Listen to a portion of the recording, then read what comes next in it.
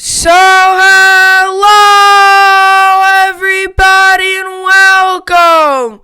Yes, welcome and welcome back here at BSN Network. Today, we welcome you back here at BSN Arc. This is the BSN Arc podcast here today. It is Monday, August 3rd. Hopefully, everybody's having a good day so far. I know I am. Hopefully, everybody had a good rest of their day yesterday and had a good weekend. Yes, we had a packed weekend with baseball. Yankees, Mets both played all weekend. MLB played perfect. Cardinals, a little bit of an issue, but they should be getting better as the Marlins got over their COVID-19 outbreak. So did the Phillies. The Phillies never had an outbreak, but they're back tonight against the New York Yankees, 7-1 Yankees. Aaron Judge is absolutely rocking it. I mean, you could make the argument right now he's the early candidate for MVP. I mean, he is absolutely raking it right now. I mean, 6 home runs in the last 5 games, 5 straight games with a home run. I mean, it's just unreal. It is literal. What this guy is doing is just out of this world crazy. It is really just what it is. He's on cloud 9 right now. The sky's the limit for him, and it's just unreal. You know, I'm really excited to see what he does. You know, he's been injured the past couple years. You know, he had that first year, played really well, 52 home runs, all that good stuff. Then he, he had a very good year. Then he injured, and a couple injuries have halted him a little bit. But as long as he stays healthy, which hopefully he does, as long as he stays healthy, he will be, if he keeps this up, could be the MVP candidate. And could break some records on home run totals. Because you got to realize, you might find some funky stats this year in home runs, and if you hit like 30 home runs in like 60 games, that's like insane. So who knows? You might see some of that. So Judge is absolutely rocking the ball. The Mets are stinking like always, 3-7, bottom of the NL East. We got Yoenis Cespedes and the Mets. I mean, the Mets are just struggling. The Mets are just struggling right now. We're 3-2 now. They're on a 5-game losing streak. 3-7, bottom of their division. We'll talk about it. Yoenis Cespedes has opted out. Disappeared yesterday. Didn't tell the team anything. Told his agent to tell the team that he has opted out. So he's done. C.J. Mosley has opted out as well for the New York Jets. Did announce that, I'm pretty sure, on Saturday. Announced that on Saturday. C.J. Mosley has opted out. And then we have the Yankees, Mets, Nats, and Rangers all to talk about. I will tell you this. The scheduling has been perfect. I have watched all the Yankees games. I have watched some of the Mets games. I mean, two times this year, it's the Yankees game will be finished because I don't want, I watch the Yankees, then if the Mets are still on, I'll watch the Mets. Or if the Yankees are on, like, for example, the Yankees had a day game against the Nationals, so then I watch that night ESPN game against the Mets, or the Mets Braves, the game that they lost 14-1. So the Yankees played their game, they finished, and then the Mets were playing still. So I've been watching a little bit of the Mets, like 8th, 9th innings, because by the time the Yankees game's done, they're usually in like the 8th or 9th inning. I've been able to see that. So I've been able to see all the Yankees games, tail end of Mets games, one of full Mets games, the day the Yankees had a day game. The Nets games, I saw both of them. I saw the Magic one that we lost by 10. Then I saw yesterday's one. We won. That's a huge win. We need that win as we're probably going to lose tomorrow to the Bucks. We'll talk more about that tomorrow. Then the Rangers. I've watched every single game so far. I watched the Saturday game. They have another game today. This is actually big. This is a big game. They lose today. Their season could be in jeopardy because now they have to win 3 straight. Today's a huge game because they lost game 1. It's a best of 5 qualifying series for the Stanley Cup. So if they lose today, they're already down 2-0. Hurricanes, all they have to do is win one more game, and the Rangers are headed back to New York. So we have to make sure that we win today's game. If we win today's game, I'll feel comfortable. We lose today's game, it's going to be 3 straight wins we're going to have to pull out. So that's hard. But anyway, that is what I got for the intro. Long intro. So let's get right into it. So the Mets and Yoenis Cespedes. Yoenis Cespedes opts out of 2020 season after not showing up to the ballpark versus the Braves. So, I mean, another just crazy old Met player. Now, I'll tell you this. I'm very, very, very surprised about this news. When I first heard this news first broke yesterday before the game, a little bit before the game, like an hour before the Mets game. I didn't watch the Mets game. I was watching the Nets game, so I didn't, I wasn't watching that. But an hour before it broke, about an hour before the game, this news broke. It said Yoenis Cespedes did not show up to the game. Mets have not been able to get in contact with him. Things like that. They've not been able to get in contact. First thing that popped in my head was probably maybe he's, I don't know. I didn't really think of anything. And then they said that they found his hotel room empty. So I was like, yeah, he's out of Atlanta. There's no, where would he be? It's very interesting. It's actually kind of creepy in a way, because so the Mets played the Braves last night. He was there. He was at the game. There's all sights of Yoenis Cespedes there. They went back to the hotel, and it's not like this is a home game either. It's not like it was a home game where he goes back to his house and does whatever he does. It's not like that. It was like this is a regular old game. Oh, this is an away game. So they all go back to the same hotel. So it's not like he couldn't have got on the bus. It's not like he couldn't have got to the hotel. I mean, if he didn't get to the hotel, then all the other players wouldn't have got to the hotel because they're in the same bus. So they all got on a bus, went to the hotel. From sources I trust, sources I've heard from, went in his room. He was at the hotel, went into his room, all that good stuff. He was at the hotel. Now, in that moment, who knows what could have been going through his head? Maybe it was, I don't want to play this season. I don't know what to do. Maybe it was. Maybe it was a little bit of maybe a family issue. Okay, I got something going on in my family. I kind of want to keep it private because with the New York media, with all those media people, the New York media, the people that are very tough on people. If you say you have a family problem, they're all going to be like attacking. Like, what is it? So I kind of kept it maybe private. Maybe it's something happening where he grew up. I think in the Dominican Republic. Maybe it's something happening there with his family that's there, and maybe he was like, I want to keep this private. Now, does that mean you leave without telling the team? No. If you want to keep it private, you say, I'm going to opt out due to private reasons. Can't say what. You don't just leave, tell your agent to go tell them that he's opting out due to COVID-19 related issues and just call it quits from there. Like, you don't just leave. Now, another thing that popped in my head is he's got a locker at Citi Field. What are they going to do with that locker? Because more than likely he ain't going to be a Met. This is going into his free agent year, and more than likely he ain't going to be a Met. So, did he go back to Citi Field, sneak into Citi Field, then, sneak into Citi Field and just go ahead and say, hey, here, I got to clean out my locker. like what? I'm so confused. I'm still very confused. I would love to hear where he is right now and why he left. It ain't just COVID-19 issues. I was talking to someone, maybe it is COVID-19 issues, maybe. But if it was COVID-19 issues, wouldn't you think he would opt out before the season? Because a lot of these players, if they're concerned about the whole virus and getting the virus due to health reasons with their family, multiple members of their family, maybe either one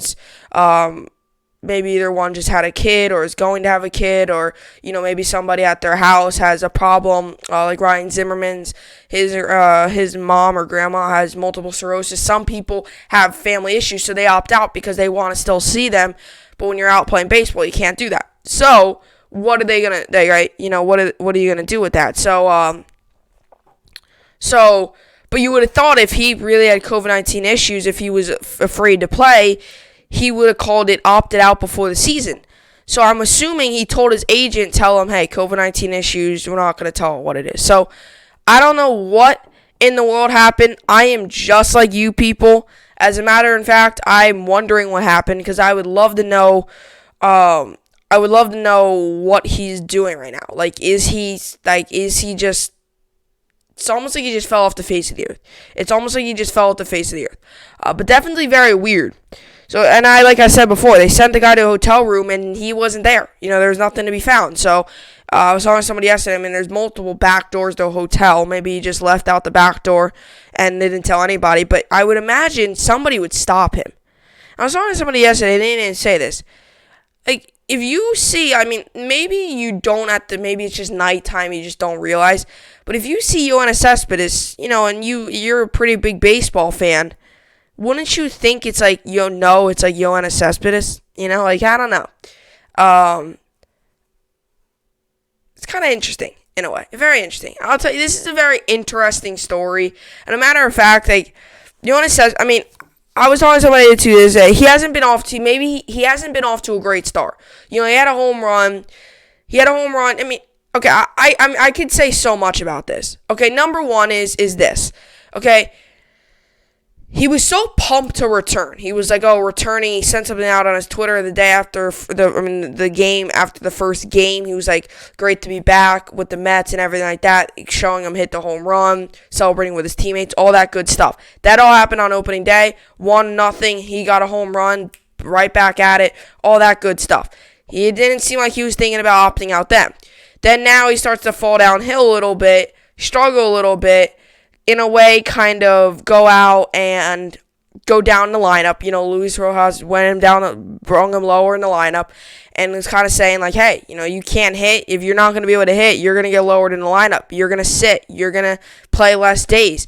And maybe in that moment, he was like, what's the point in me playing? What's the point in me playing if I'm not going to bat top 5 in the order, if I'm not going to play 60% of the 70% of the games, if I'm going to sit once every 3-game series, what's the point of me playing? Maybe he was like, what? I ain't telling them because of this. I'm just going to go ahead and just leave. If they wanted to do this, they can go ahead and leave. That is one option. I've also heard a couple rumors about he could have tweaked something. Didn't want to tell the Mets just because you know how the New York media would be, blows up again. Oh, Yoenis Cespedes injured again. And he would have been like, I want to keep this private. I would tweak something, whether it was back in his foot, whether it was somewhere in his leg, wherever it was on his body. Maybe he tweaked something and just didn't want to tell the Mets because then that would release out to the whole New York media. And you know how the New York media is when sports. Very, very tough on players. Complicated questions on players, and hey, look, maybe he was like, I don't want to deal with that. I'm going to opt out. Now, New York media is still handling this because he randomly just opted out, so they're still going to get something. But Yoenis Cespedes is in fact like opted out. Like there's no way other way. It's not like he says he's just going to take a break. He's opted out, so he's done for the season. He's probably done. The Mets would be stupid to re-sign him. Another team, I don't know, especially after this incident. Like, can you even trust him now? Like, what is he going to do? Like, is this it for him? You have not heard from Yoenis Cespedes since that last Mets game. What the heck happened to him? Like, did he just leave? Like, I'm so confused. I'm very confused. And I would imagine the story's got to come out soon of where he went, what he was doing, why. It's not just COVID-19 issues. I don't think it is. Hey, if it is, then it is. I don't want to throw it out there saying it is, and maybe he does have a severe COVID-19 issue. But it doesn't. If he has the virus, though, that can't be. He doesn't have the virus because they get tested, so he doesn't have the virus. That's unless he was feeling symptoms and just said, you know what, I'm done. But, if it was COVID-19 issues due to maybe, a family member having problems or, having young children at home or whatever the case may be, if it was due to that, he wouldn't have played in the first place. He would have opted out way before the season. That's what all these players are doing. All these players, the Ryan Zimmermans, even the C.J. Mosley. C.J. Mosley opted out. Nate Solder, some New York sports athlete there. Even C.J. Mosley opted out due to family issues. They don't opt out just in the middle of the season. They usually choose in the beginning of the season. But Yoenis Cespedes, I guess, is a different kind of guy. I don't know. And I don't think, I was talking to the Mets game the other day, or yesterday. I don't think many people are mad about this. Cespedes was injured all year. He didn't do anything all this whole contract. He hasn't done anything. It's just another waste of money the Mets paid him. They paid him a big 4-year contract. Has done absolutely nothing with the team. Same thing with Robinson Cano. Has paid him a big contract. Has done absolutely nothing. Now, he has came on the past 2 games. He's been playing pretty well, don't get me wrong, but still, it hasn't been worth all the money. I think an all-star is what they were really hoping for.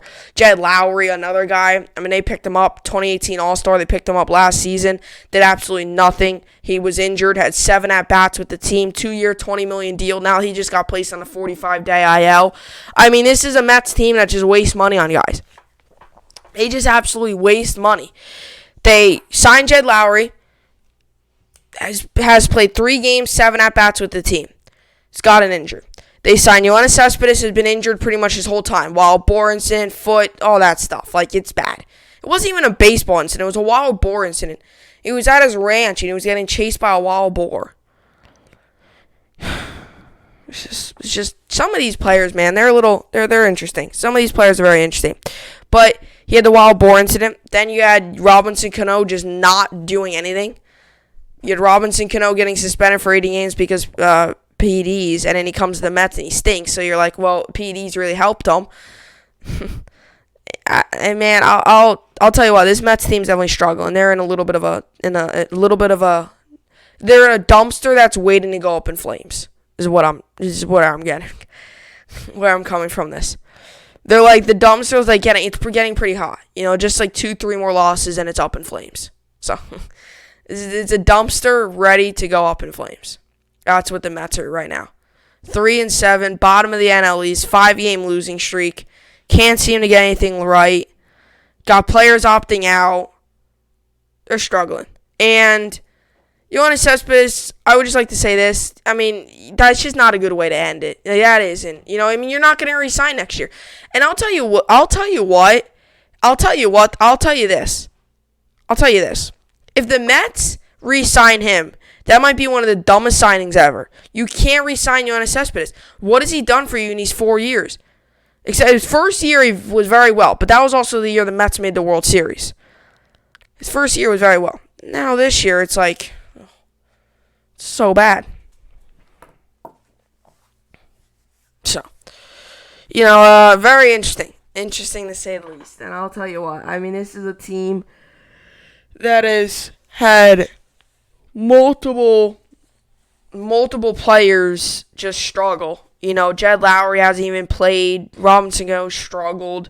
He's picking it up now. I got to give credit where credit's due. He is picking up now, but I would like to see how he does all season. You know, every player goes through a little bit of a hot stretch. You know, you could go 4 for 4 one game. I mean, Cano is continuing to hit, though. He was struggling in the beginning of the season. Now he went 3 for 4 with 2 singles and a home run. They moved him up in the lineup. He's still hitting, so maybe it's not just, you know, get me out of the bottom of the lineup and now I'm just going to slack again. It's very interesting. Robinson Cano kind of reminds me a little bit of Manny Machado in a way. Manny Machado, and I'm not trying to be mean by saying this with Robinson Cano. I actually always liked Robinson Cano. It was I always liked Robinson Cano, and then when he took the PEDs, I don't like any cheater. I don't like any cheater. I don't like cheaters, you know. And don't even come at me with the Yankee stuff, because the Yankees letter was false. It was not true. It was not, you know, there was nothing wrong with it. So they weren't cheaters. You know, and then you got, you know, I'm not even a fan like A-Rod. I didn't like how he cheated with the PEDs. I mean, I like him better now as a broadcaster because I think I really like his insight for the game. He's a player, so he can go into those kind of players' heads. I do like him on ESPN doing the Sunday night games like I saw last night. But I didn't like when I found out he was cheating, I kind of lost respect for him. There was no need for him to cheat. Same thing with Robinson Cano. When I found out he was cheating, lost respect for him. I never had respect for the Astros, but now I really hate the Astros with their cheating. So, you know. But anyway, so the Mets, Yoenis Cespedes opts out of the 2020 season after not showing up to ballpark versus Braves. It's just interesting. Like, it is just so weird. He was so pumped to be back. Everybody was talking so highly about him at summer camp. Everybody was saying, oh, Cespedes is going to have a big year. He looks jacked. He looks like he's ready. He looks like he's been working out. And now, all of a sudden, he opts out in the weirdest way ever. Not telling the team, told his agent pretty much to just tell him, hey, I opted out. Interesting. New York Mets slugger Yoenis Cespedes is the latest player to opt out of the Major League Baseball 2020 season. Cespedes was not in Sunday's lineup. Sunday's lineup 4-0 win by the Braves. And initially it was assumed to be a routine off day. He's coming back from heel and ankle injuries, and the Mets have been easing him back into the action early this season. He started each of the previous 5 games. Sunday's absence is not a routine off day, however. Soon after first pitch, the Mets announced they were unable to reach Cespedes, and he had not reported to the ballpark. He went AWOL, basically. I don't know what that completely means. Here is GM Brodie Van Wagenen's statement from earlier Sunday afternoon. As of game time, Yoenis Cespedes has not reported to the ballpark today. He did not reach out to management with any explanation for his absence. Our attempts to contact him have been unsuccessful. Unsuccessful, my bad. The Mets later clarified their statement to say they had no reason to believe Cespedes' safety is at risk. It wasn't until after Sunday's game that Van Wagenen confirmed Cespedes has decided to opt out for COVID reasons. So, we will support him in that decision. It was surprising, without question. Van Wagenen said during a conference call he added team security checked on Cespedes at the club's hotel and found his stuff packed up and gone. Van Wagenen says Cespedes is healthy. Exactly. So I'm confused. So it's got to be two things here. It feels like you're trying to crack down like a crime. It's like got to be like two things here. It's got to be either he had a family issue and he's going to go and tend to that. He left, wanted no part of it. Wanted no part of the Mets or anybody hearing about it. Or because they said he was healthy. So it's not like he has the virus because they said he was healthy. So if he had the virus, they would have known because he would have got tested. So he's healthy. So it can't be that he has the virus because he's healthy. Say it for the fifth time. He's healthy. So, maybe he does have the virus, but how could he have the virus if he's healthy and he's tested negative? I don't know. A little confusing there. Maybe he does. I don't know. This is still kind of up in the air. It went from a concerning pregame to finding out what happened and then obviously supporting his decision manager, Luis Rojas said. 18 Marlins player and at least 4 Cardinals personnel have tested positive for COVID-19 within the last week, forcing more than a dozen games to be postponed since the Marlins infielder Isan Diaz and Brewers outfielder Lorenzo Cain have opted out. Cespedes is the 18th player on the team's roster to opt out, including Nick Markakis, who opted back in. Yeah, that's very interesting. You haven't seen that yet. A player who opted back in. He opted back in. So Nick Markakis opted out, then he opted back in, so now he's back playing again. Cespedes was slated to earn $2.2 million during the 60-game season, and he will become a free agent this winter. The opt-out decision likely ends his Mets tenure, which started with a bang in 2015. Cespedes played like an MVP after joining the team in a mid-season trade that season and helped New York win the NL pennant. Injuries have sabotaged his last few years, however. The 34-year-old Cespedes went 5 for 31, 161 with 2 home runs in 8 games this season. He went 0 for 4 with 2 strikeouts Saturday night. This season was his first game action since 2018 due to injuries. So, Cespedes' career with the Mets is over. I think this is one of the most weirdest and interesting sports stories in a while. I really do. This is just so odd. And I tell you what, I think I'm leaning actually to. I was talking to somebody yesterday. I think I'm actually leaning towards this. He was batting 161. I think since he was batting so badly, he kind of just said, I'm done. I'm not playing it this season. I'm done. I think that was part of it. I think that is part of what he and his decision decided to do. I think that is. I think he kind of just went out there and just said, I'm done. I'm batting 161. I don't want to deal with the media. I don't want to deal with this anymore. I'm done. And maybe we'll go join another team next year. But without telling them just makes it even more weirder because you don't even know. It's not like he told them, okay, you know what? And then that he left his hotel room just empty. That he just absolutely left it empty. He must have left there because they said he went to the hotel all that good. He must have left there in the middle of the night. Because you assume it's the night game, 10 o'clock. 10 o'clock, 10:30 it finishes. By the time you're done with interviews, you probably get on the bus by 11:30. The time you get settled in your hotel room, it's probably about midnight. Actually, no, that's pushing it. If the game ends around 11 o'clock, no, that's pushing it.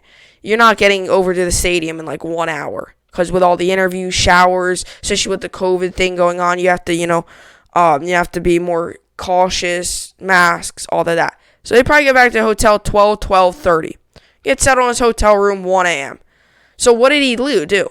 Once he got settled in a hotel room, start packing his stuff. Maybe he had the stuff packed up before the game and just said, after this game, I'm leaving. So then he got all of his stuff packed up and left, 1, 2 in the morning? And then or did he leave yesterday? Did he leave yesterday? Did he come? Did the whole team leave the hotel? Then he left not with them, or did he leave in the morning, or when the team went out to? Because it was a day game, so they probably left at like 10 in the morning.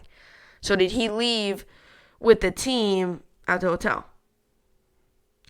Another thing I'm wondering, did he leave with the team I'm just wondering this stuff. I'm just wondering, I'm so confused. And I mean, I don't know if more's going to get released to this, or if this is just how it's going to be. It's almost like a cliffhanger. It's almost literally like a cliffhanger. It's almost like you just don't know what's happened to him. I mean, at least we know he's okay, which is good. We know he's okay. We didn't show up at the game and nobody knew where he was. That's concerning. But at least he's okay. That's all we could say, is at least he's okay. We know that he's okay. We know that he obviously is still, getting in contact with people. Obviously, he told his agent to tell the Mets to go, that it's COVID issues. So, at least he's okay. That's all I could say. At least he's okay. But I just wonder really why he left, because I can't just be COVID issues. It's got to be more than that. And, because if it was really COVID issues, he would tell them. Ryan Zimmerman for the Nationals didn't secretly tell his agent to go tell him COVID issues. It's got to be something else, I feel like. And maybe it is a family matter that he doesn't want to tell everybody because he just doesn't need the world knowing that. And, you could respect his privacy. If maybe it is something private going on with family, or even just going on him on a regular old athlete level. Maybe it is something private that he doesn't want to say. But, it doesn't, I wouldn't necessarily say just leave. If it's something private, say it's something private, he doesn't want to release it out. Say it's something private. Don't just leave and then just go on with it. Interesting. Very, very, very weird. That was the top story yesterday in baseball. You look up MLB. Yoenis Cespedes, all the headlines. So, very interesting there. And like I said, it is what it is. You're going to get players that opt out. You're going to get players that are opting out. But this is definitely weird. And I'll tell you what, I think it's, as Mets fans, I think they're actually kind of the point where they're like, you know what, opt out. Who cares? I do think it was I don't think it was a very good move. For him just to leave, not tell the team, it's not a great move. That's not how you do it. It's just not good. That team, you literally left them hanging. And you're just going to go leave and just do your thing. So, and if it was something private, you could say it's something private. You don't have to tell them what it is. You could say it's something private. You don't have to tell them what it is. If it's private, hey, the Mets will release private reasons. They're not going to say what private reasons. But, weird. Very weird. So next up, we do have a player that opted out in a normal way and did not just leave the team, did not just absolutely just leave them and just say, hey, I'm done, I'm leaving, bye-bye. So, CJ Mosley opts out. This is a huge loss for the Jets. I'll talk about it coming up.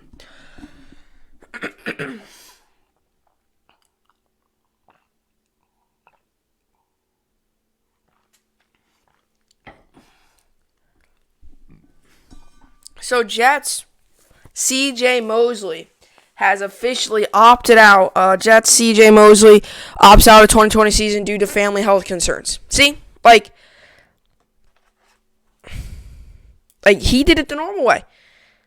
He didn't, because all their stuff is at the training facility. He didn't, secretly go into the training facility, clear out his locker, and tell his agent to go tell him COVID issues. But this is a real story. This is, in fact, CJ Mosley, one of our best. He would have been our best defenders this season, who opts out. And all these Jets fans are saying, release him, get rid of him, horrible, he's horrible, get rid of him, done with him, he's horrible. I, on the other hand, will not be like that. Now, first off, let me tell you something. This is a huge loss for the Jets. We lost Jamal Adams to the Seahawks in a trade, and now we lose C.J. Mosley to opting out. It's a huge loss for the Jets. Now, family issues, family comes first before sports, so I understand his decision. I don't think it says what exact health concern.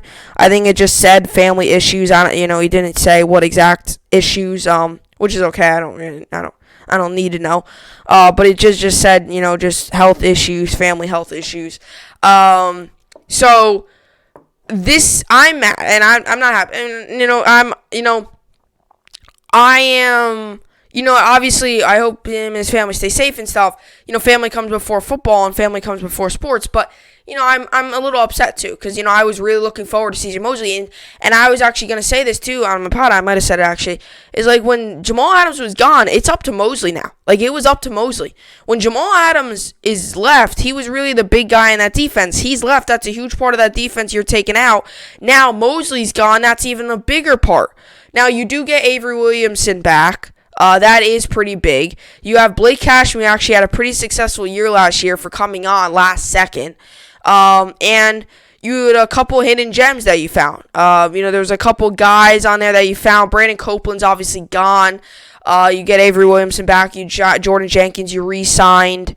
So the linebacking core is still pretty good. I actually like Jordan Jenkins a lot. I think behind Mosley, he's probably our best linebacker, our best edge rusher kind of guy. But I think our linebacking core is going to look a lot different. It was probably going to be Mosley, Williamson, Jenkins. Now it could be Cashman, Blake Cashman, Williamson, Jenkins, or it could really be anybody. Williamson might be that linebacker slot. Jenkins might line up more on the edge, and you might have three line. It really all depends on what defensive scheme they're going to do. Now, we do know, how our defensive coordinator works. He's very good to run heavy, blitz heavy kind of D coordinator. So you might get Avery Williamson. I mean, we do get Avery Williamson back, which is huge. That's huge. It is great that we're getting Avery Williamson back. Now, we did put him on the active, physically unable to play list, which is confusing to me. But I would probably say he's probably going to be back within the next couple of days or within the next couple of weeks. He's just, I guess, still kind of rehabbing training stuff. But I hope he has a bounce back year. That was a very frustrating injury. I mean, last year, our linebacking core was looking amazing. It was C.J. Mosley, Avery Williamson, Jordan Jenkins, and he had Brandon Copeland. You had all those guys. Like, our linebacking core was looking amazing. Then Williamson went down. Then you had Copeland that got suspended. Then Mosley went down. And then you had Jenkins and two other new guys. So it was like our linebacking core at the beginning of the season looked strong. Then Copeland went down with the suspension. Then you had Avery Williamson went down with the torn ACL. Then you had Mosley go down with the groin. Then the lone man left was Jenkins, and you were like, all right, what do we do here? We need more you had to call guys up from the practice squad. And I'll tell you what, our linebacking core for week 2 being completely different than what it looked like 2 weeks before that, it was not that bad. But this is a huge loss for the Jets. I mean, it is a huge loss for the Jets. It is something that I am pretty mad about. I mean, I was looking forward to see Mosley what he could do. But all these Jets fans, all these sports fans saying the Jets got to get rid of him, it's not like he's played bad. In his one game last year, he was remarkable. But what I'm going to say is he was injured, and now he opts out. So it's not like he can control that kind of stuff. It's not like he was just plainly bad. It's not like he was just plainly just playing bad. It's not like that. I am very surprised by this decision because I thought for sure for a guy who was injured all of last season, for a guy who, was injured all of last season, barely played, right, for that kind of stuff, I was actually surprised. They also interviewed him. He said he was so hyped for the season. He said he hopes the season just gets underway. And now for him to opt out is a little weird. I would have thought for sure for a guy coming off of an injury would be like, what, I got it. I getting outpaid all this money. I got to show Jets fans that I really am worth it. So, I mean, there is different things, I think, into this. But obviously, I guess, at the end of the day, I guess just family issues, take over. I don't foresee him opting back in like a Markakis, so that I would love that to happen. But the Jets lose a lot. The Jets lose a lot not having him on our team.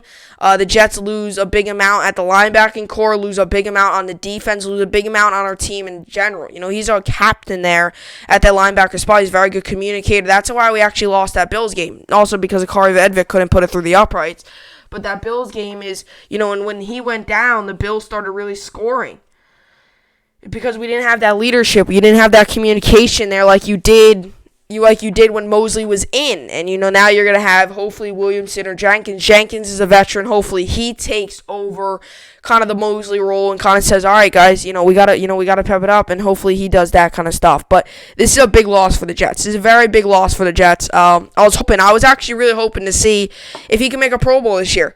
Because this was kind of his improvement year. Last year was a down year. He had a very good game he played. Got injured with the groin, had to get surgery. And now, all of a sudden, he's opting out. We won't see him for next season, which stinks again. But, it is what it is, I guess. At the end of the day, family comes first. But I'll tell you what, man, this Jets defense is slimmer and slimmer. This is a team last year that had the best rush defense in the NFL. And now you lose Adams and Mosley. Although you missed Mosley most of last season, but you still had Adams. So now you lose Adams and Mosley. And now you now you look at the defense, and it's not really the Jets were big names on defense. Their offense was the small names. You had Le'Veon Bell, that's it. Now, everybody talked about Jamal Adams and C.J. Mosley throughout the NFL. Now those two parts are gone from our defense, and now you're all right, well, who we got? All right, we'll put this guy here, put this guy here, put this guy here, but, now this is actually a chance for Blake Cashman and guys like that to show, to prove themselves, say to themselves, hey, we ain't messing around. This is our chance to show everybody, show the football world, show Jets that we are here to play. We are here to get better, and we are supposed to be the starters. Everybody's fighting for that starting job. And now Mosley has missed 2 seasons, so I wouldn't say it's a guaranteed next year for Mosley to be on the team. I wouldn't say it's a guaranteed for him to make the team. I think he would be on the team, but I don't think it's a guaranteed. I don't know if so much if it's a guaranteed. I don't know. I wouldn't say so much if it's a guaranteed for him to, have a starting job automatically, especially if one of these guys like a Jordan Jenkins or one of these guys or one of these guys like an Avery Williamson really steps up and they're just playing unreal, and you're like, all right, well, are we going to bring in a guy who's missed 2 straight seasons, played 1 game out of the past 2 years, over a guy who just right off of a torn ACL had a great year, proved himself well? This could get interesting. But, this is a huge loss for the Jets. That's all I'm going to say. Huge loss for the defense, huge loss for the Jets, huge loss for the whole franchise. C.J. Mosley opts out. So throughout this entire week, reports have flooded in concerning NFL. I'll tell you what, before I read this article, the Jets are actually in a good place of opting out. I think that's our first player that has opted out. Okay, the Patriots have lost multiple players. Patrick Chung, Marcus Cannon, Deontay Hightower, multiple players. 6, in fact, 3 big names, 3 good names. Fullback, one of them as well. They have lost a lot of players over opting out. They have lost a ton of them. They have lost a ton of players. And the Patriots, they have health concerns and stuff. It's not the best thing. But the Patriots, man, they can't. I don't know, man. The Patriots, and I was talking to somebody the other day. You're telling me the Patriots are going to win the division. Everybody thinks the Patriots are all of a sudden still going to win a division. No, the Bills are probably going to win the AFC East. Bills will probably win the AFC East. Cam Newton will help them to 2-3 more wins, but the Bills will probably win the AFC East. Cam Newton will propel them to 7-9. It was probably going to be 4-12. Cam Newton gives them 7-9. So, it's interesting. It is very interesting. And I'll tell you what, I think with this whole virus thing, I think you're going to see a decent amount of players opt out, but I don't think it's going to be any more than the MLB. I think you're still going to see a decent amount of players opt out. It's just how it is. Some players just feel differently than others. Some players are, if every player did what some players are doing, and Sam Darnold has said this, he's going from his apartment to the training facility, apartment to the stadium, right? He's not going from apartment out to the party, out to somebody's house. You're not doing that. I wish more players did that, but that's not the case because some of these players just don't follow that stuff. And that's why I think a bubble's best for the NFL, but obviously the NFL has more insight than I do, and they don't believe that. So throughout this entire week, reports have flooded in concerning NFL players opting out of 2020 season due to the ongoing COVID-19 pandemic. On Saturday, however, arguably the biggest name to opt out yet surfaced. According to ESPN's Rich Cimini, New York Jets linebacker C.J. Mosley has decided to opt out of the 2020 season due to family health concerns. The four-time Pro Bowler left Baltimore Ravens last season to sign with the Jets on a 5-year, $85 million deal. The former Alabama star had been one of the best inside linebackers in the league since being drafted with the number 17 overall pick in the 2014 draft. But his first season in New York did not go smoothly. During the season opener against the Buffalo Bills, Mosley injured his groin. It was an injury that he struggled to get over as he played in just 2 games and recorded 9 combined total tackles, 2 pass defended, and 1 interception, which he returned for a touchdown before being placed on the IR. An injury reserve IR, same thing. The Jets have hoped he would be ready to rebound in a big way during the second year of his deal, but he is passing on that chance due to the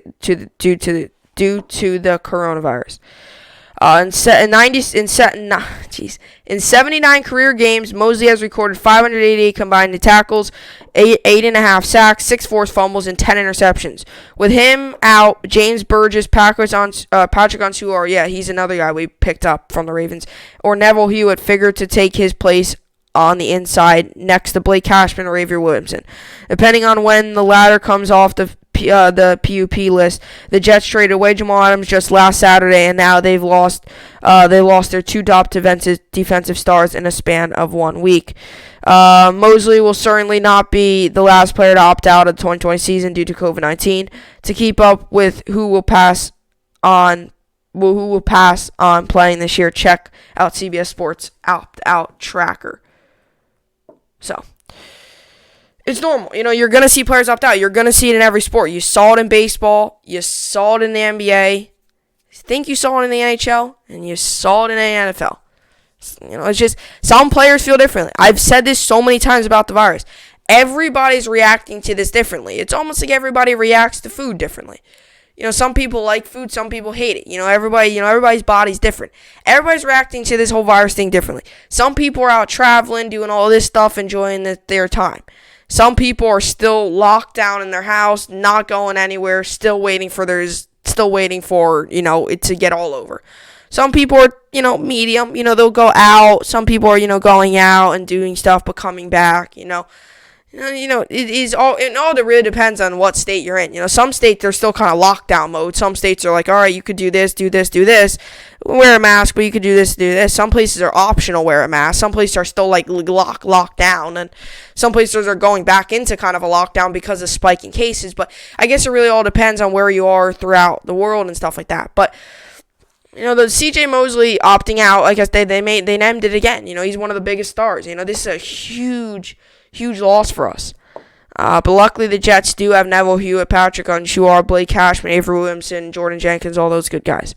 So this is a pretty big move for the Jets. This is pretty bad. But we lose them. It's tough. But hey, luckily we have some other good defenders as well. It's not like we're completely useless besides C.J. Mosley. So that's tough. But anyway, that is what I got for C.J. Mosley and the Jets. Coming up next, we got the Yankees, the Mets, the Nets, and the Rangers. I have not talked about the Yankees, the Mets, the Nets, and the Rangers all in one topic in a long time. Usually, in a normal world, it would be basketball season will be going on, hockey season will be going on, NFL will be going on. It would usually be Yankees, Mets, Nets, Rangers, Islanders, Knicks. It would be all 6 of them. Then you would have during football season, football, it's Jets are on Fridays, Jets are on Sundays and all that, or Jets talk, meaning like when I talk about the Jets and stuff, that's usually on Sundays. When I do my Sunday podcast, which is during the NFL season, I'll keep you all up to date on that. I'm still trying to figure out a name for it. Around the Diamond podcast I did for the MLB. I like that name a lot. I'm going to keep it. I need to find a podcast for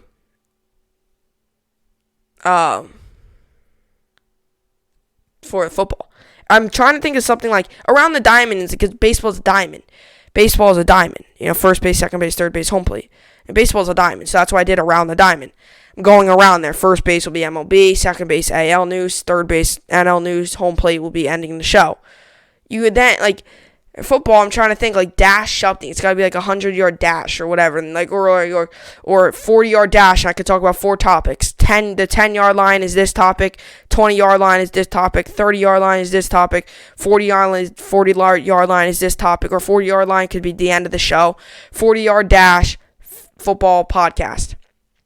It's actually pretty good. 40-yard dash football podcast. Number 10 could be. Because I'm going to do it on Sundays, so I'm going to do, like, game picks and stuff. Number 10 could be maybe game picks. Number 20 could be the fantasy football. Number 30 could be Jets. And number 40 could be Giants. Perfect. I'm actually going to write that in my notes right now.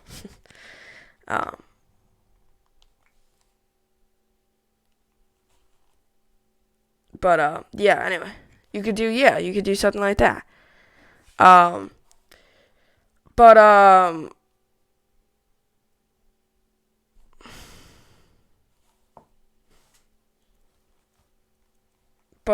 we move into the Jets and the Giants.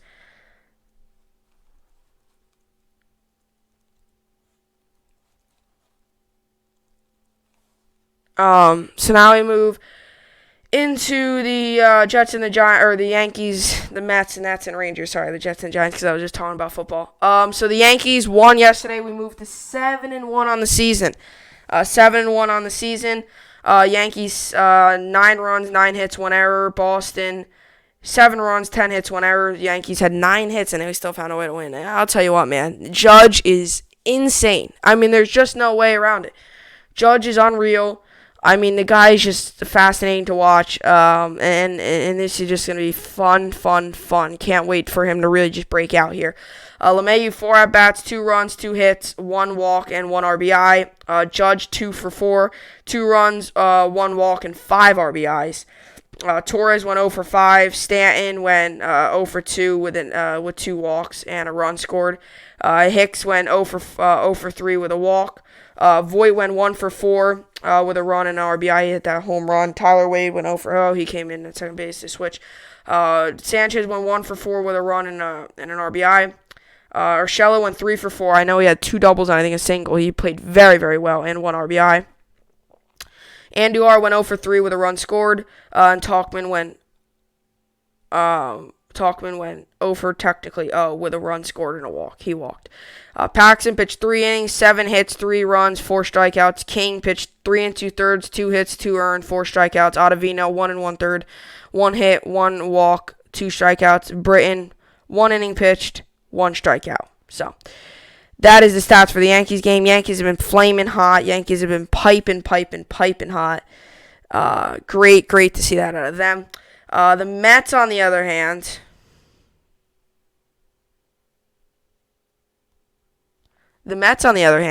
took a tough loss, 4-0, in the midst of the whole Yoenis Cespedes thing as well.